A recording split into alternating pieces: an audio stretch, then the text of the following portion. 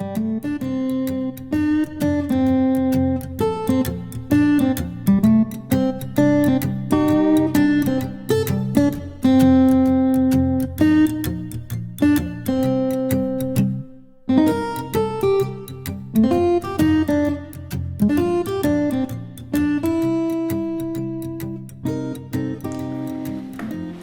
안녕하세요. 저는 수원시 중독관리 통합지원센터장 이인숙입니다. 찾아주셔서 감사합니다.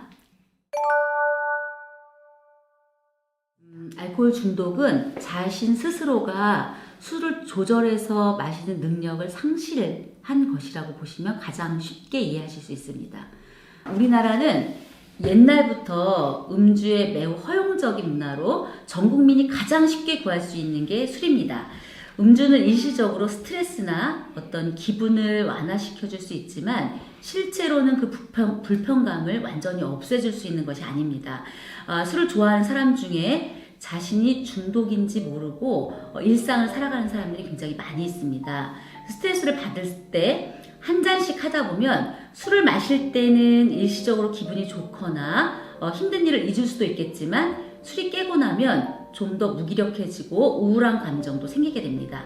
그래서 우울하고 무기력해지면 또다시 술을 찾게 되고 술이 깨면 또 우울하고 이런 습관이 반복되다 보면 나도 모르게 그 굴레에서 벗어나지 못하고 그런 일상들이 반복되면 나중에는 강박적으로 술을 참다가 자신도 모르게 충동적으로 또 술을 마셔버리는 이러한 일들이 반복되면서 그런 괴로움에서 벗어나기 위해서 오히려 극단적인 생각을 하는 경우까지 가기도 합니다. 그래서 이런 일들이 반복되면서 우울감에 빠지는 사람들이 매우 많이 있습니다.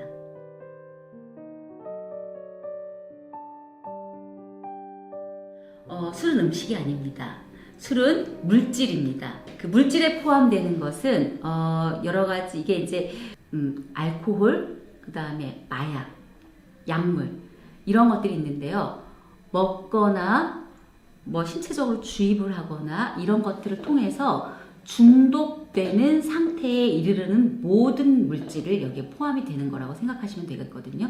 그런데 이제 우리가 마약이나 뭐 필로폰을 일상에서 구하거나 이런 것들이 허용되어 있지는 않잖아요. 그런데 음주는 음식이 아니라 물질에 포함되어 있지만 알코올은 판매를 하면서 국민에게 허용하는 적정 음주량이라는 게 있습니다. WHO에서도 적정 음주량이라는 규정을 하고 전 세계적으로 그에 따라서 권장량이라는 게 있습니다. 적정 음주량이라 하는 것은 표준잔에 따라서 저희가 규정을 하는데요. 여기에 보시면 표준잔이라는 것은 술의 종류 또는 잔의 크기에 구애받지 않고 음주량을 측정하기 위한 기준 단위로 술에 함유된 순수 알코올 양을 표기한 것입니다. 그래서 우리나라에서는 소주잔 한 잔에 보통 한 7g 정도가 들어있다라고 보거든요.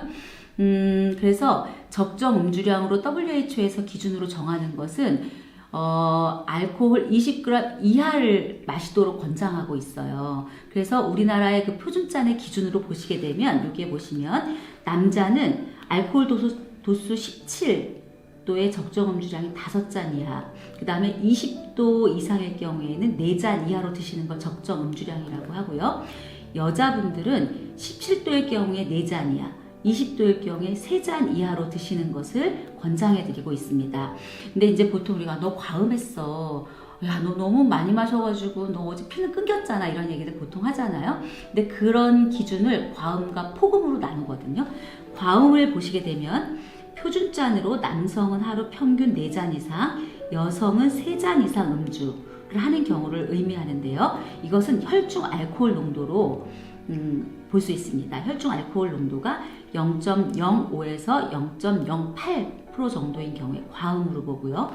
폭음은 술을 매일 마시지는 않지만 표준잔으로 남성은 연거푸 5잔 이상, 연거푸라는 말이 굉장히 중요합니다. 여성은 연거푸 4잔 이상을 한꺼번에 마셨을 때를 이야기하고요. 혈중 알코올 농도가 0.08 이상인 경우를 이야기합니다. 그래서 법적으로 걸리는 그 프로테이지도 0.03부터 걸리는데요. 보통 0.05에서 0.08인 경우에 면허 정지, 0.08인 경우에 만치로 규정하고 면허 취소의 처분을 받을 수 있습니다. 그런데 우리나라는 음주운전 처벌이 사실은 너무 미약합니다. 음주운전에 대한 규제는 더욱 좀 강화해야 될 필요가 있다고 생각합니다.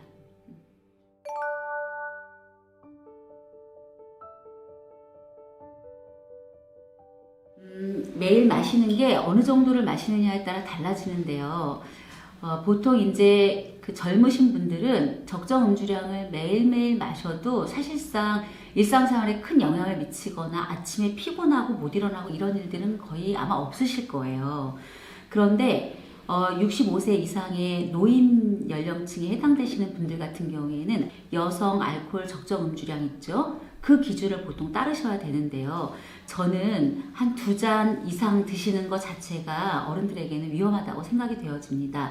그래서 저는 매일매일 드시는 것보다는 한 3일 정도의 텀을 두고 드시는 것을 좀 권장해 드리는데, 그 이유는 뭐냐면 이거는 노인층이 뿐만이 아니라 전 연령대가 한 3일 정도의 텀은 두셔야 된다고 생각을 하는데요. 그 이유는 우리가 간이 회복할 수 있는 능력을 좀 남겨둬야 되는데, 술을 잘 드신다 해도 매일매일 한 잔씩이나 적정 음주량 이내로 드신다 하더라도 3일에 한 번 정도 드시는 것을 좀 권장해 드리고 싶습니다.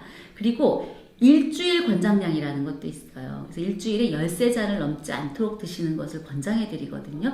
근데 이제 어떤 분들은 그렇게 말씀하십니다. 그러면 일주일에 13잔을 하루에 다 마셔버리면 되지 않을까요? 그건 뭐겠어요? 아까 제가 설명드렸던 폭음에 해당되겠죠. 그렇기 때문에 그렇게 13잔을 한꺼번에 다 드시는 날은 아마 필름이 끊기는 그런 경험을 하시게 되기 때문에 실수를 하거나 다치거나 이런 일들이 일어날 수 있기 때문에 저는 한꺼번에 많은 양을 드시는 것을 권장해 드리고 싶지는 않습니다.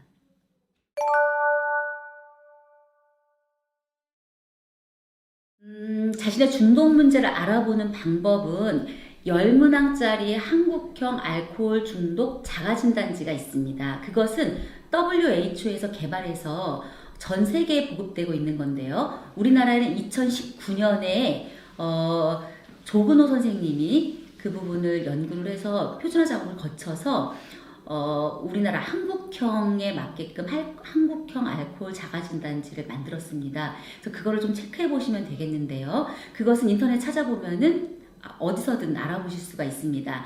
저희 홈페이지에 들어오셔도 있고요. 이 검사지는 건강음주군, 고위험음주군, 알코올 사용장애 추정군으로 나눌 수가 있거든요. 고위험음주군은 여성은 6점에서 9점, 남성은 10점에서 19점입니다. 그리고 알코올 사용장애는 알코올 중독을 의미하는데요. 남성은 20점 이상, 여성은 10점 이상일 경우에 알코올 사용장애로 추정합니다. 고위험 음주군으로 나타날 경우에는 절주 프로그램에 등록해서 정확하게 자신의 상태를 알아보고 질병으로 이완되기 전에 음주 습관을 변화하는 노력을 스스로 하셔야 됩니다. 그리고 알코올 사용장애로 추정된 경우에는 전문 상담을 통해서 알코올 사용장애 초기인지 중기인지 말기인지를 정확하게 평가받아 보시는 것이 매우 중요합니다. 그것은 수원시 중독관리 통합지원센터로 문의하시면 자세하게